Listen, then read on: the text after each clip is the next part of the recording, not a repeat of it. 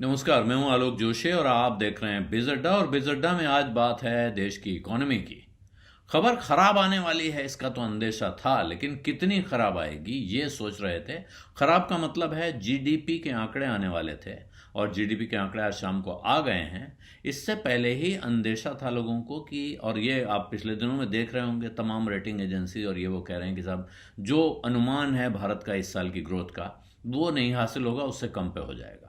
हालांकि जो reserve bank of India ने अनुमान दिया था, अभी एक रिपोर्ट आई थी उसमें उन्होंने कहा था कि जुलाई से सितंबर के बीच, यानी जो सेकेंड क्वार्टर होता है साल का, उसमें जीडीपी 6.1 से 6.3, 6.1 से 6.3% के बीच में बढ़ती हुई दिखाई पड़ सकती है।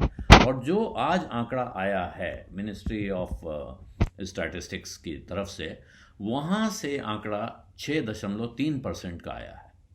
हालांकि यह आंकड़ा पिछले तिमाही के मुकाबले, यानी अप्रैल मई जून के मुकाबले आधे से भी कम है।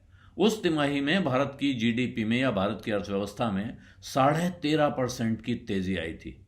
बड़ी ज़बरदस्त धमाकेदार तेजी है। लेकिन वहाँ याद रखिए कि ये जो आंकड़ा था वो उसके पिछले साल के मुकाबले था, क्योंकि उसके पिछले पूरे साल में कोरोना के बाद इकोनॉमी जिस गहरे गड्ढे में थी वहाँ से निकलने की कोशिश में वो छलांग लगा रही थी। इसलिए वो जो गड्ढे से निकलने की कोशिश करता है, हाँ, तो वो भले ही पहुंचे ज़मीन पर या ज़मीन से नीचे भी थोड़ा रहे, तब भी ऊंची छलांग लगती है। तो वो दशा थी। और आरबीआई ने जो आंकड़ा दिया था 6.1 टू 6.3, और पॉलिसी में उन्होंने 6.3 का बेस केस माना कि 6.3 को एज्यूम करके उन्होंने आगे की बातें की हैं। तो एकदम वही आंकड़ा आया है। इससे आप कम से कम इतना संतोष कर सकते हैं कि आरबीआई ने इकोनॉमी की नब्ज पकड़ रखी है। जबकि जो बाहर के इकोनॉमिस्ट हैं उनके बीच में अलग अलग तरह के सर्वे कीजिए या देखिए तो कोई 6.2 पे लगभग कंसेंसस हो रहा था, हालांकि 6.5 तक का भी आंकड़ा था। तो वो जीडीपी ग्रोथ का आंकड़ा अगर आप देखें तो ये करीब करीब संतोषजनक है। जहां उम्मीद थी वहां दिखाई पड़ रहा है।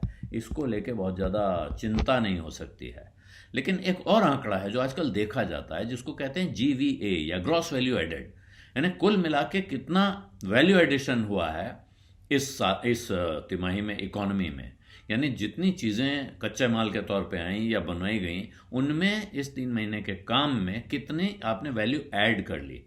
जैसे मान लीजिए कपड़ा खरीद के लाया और उसकी शर्ट सिल के बना दी, तो कपड़े का जो दाम था और सिलाई का खर्चा हुआ, इसके बावजूद जब वो तैयार शर्ट हो गई तो इन तीनों चीज़ों को जोड़कर भी शर्ट का दाम अब उससे ज़्यादा होगा। तो ये जो इसे कहते हैं वैल्यू एडिशन, तो ये ग्रॉस वैल्यू एडिशन है।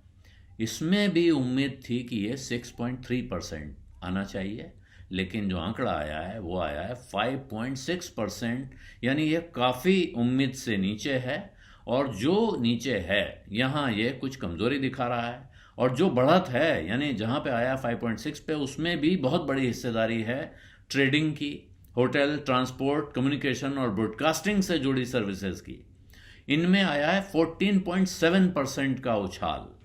दूसरी तरफ आप देखिए खेती में, मछली पालन में और फॉरेस्ट्री में, यानी जंगल के काम में, इसमें लगातार तीसरी तिमाही ये 4.6 आया है। अच्छा, ज़्यादा नहीं कहेंगे, लेकिन इन कामों में ये 4.6 ठीक आंकड़ा है। 4% से ऊपर लगातार तीसरी तिमाही में जीवीए ग्रोथ इनमें दिखाई जा रही है। तो ये एक तरह से अच्छी बात, ये स्थिर चीज़ मानी जाएगी। जहां बहुत कम ग्रोथ होती थी वहां 4% से ऊपर की ग्रोथ बड़ी मानी जाएगी। खासकर ये देखते हुए कि खरीफ की बुआई में शुरुआत में बहुत मिक्स सिग्नल्स आए हैं कि अच्छी हो रही है, ख़राब हो रही है, कहीं हो रही है, कहीं नहीं हो रही है। और दूसरी तरफ मानसून खत्म होने के बाद भी आपने देखा होगा कि देश के अनेक हिस्सों में बेमौसम बरसात होती रही और उसकी वजह से काफ़ी नुकसान हुए हैं। उस सूरत में ये जो हालत है ये अच्छी दिखाई पड़ रही है। और दूसरी तरफ है चिंताजनक जगह, वो है मैन्युफैक्चरिंग। वहाँ ग्रोथ में अचानक तेज़ गिरावट है और उसकी वजह ये मानी जा रही है कि जो कमोडिटीज़ के प्राइसेस, और उसकी वजह से इंडस्ट्री को कच्चा माल जो मिला वो महंगा हो गया और उनका मुनाफा, उस पर ज़बरदस्त दबाव आया है, ये वहाँ दिखाई पड़ रहा है। और जो उसके बावजूद जो ग्रोथ दिखी है, जो 6.3% पहुंची है, उसकी सबसे बड़ी वजह है प्राइवेट कंजम्पशन, यानी हमारे आपके खर्चे में तेज़ी। सरकार के खर्चे में नहीं, प्राइवेट लोगों के, प्राइवेट कंपनियों के खर्च में तेज़ी। और उससे जो खरीदारी होती है, कंजम्पशन होता है, उससे जो बढ़त है। हालांकि जो आंकड़े हैं वो ये भी कह रहे हैं कि सरकार ने कैपिटल एक्सपेंडिचर यानी सड़क पर, रेलवे पर, इस तरह की फिक्स चीज़ों पे खर्चा बढ़ाया, इस पे 40% की बढ़ोतरी हुई है। इसके बावजूद जो इकोनॉमिस्ट हैं वो ध्यान दे रहे हैं और वो कह रहे हैं कि सरकार जिन चीज़ों पे खर्चा करती है, इनके अलावा, फिक्स कैपिटल के अलावा जहाँ खर्चा होता है, वो उसमें कॉन्ट्रैक्शन है, उसमें कमी है, और वो चिंता की बात है। फिर भी कुल मिला के ये आंकड़ा एक तरह से संतोषजनक माना जाएगा, क्योंकि इसमें वैसी कोई बुरी खबर नहीं है, और इस वक्त लोग ये उम्मीद कर रहे हैं कि कुछ बुरा ना हो, यही बहुत अच्छा है।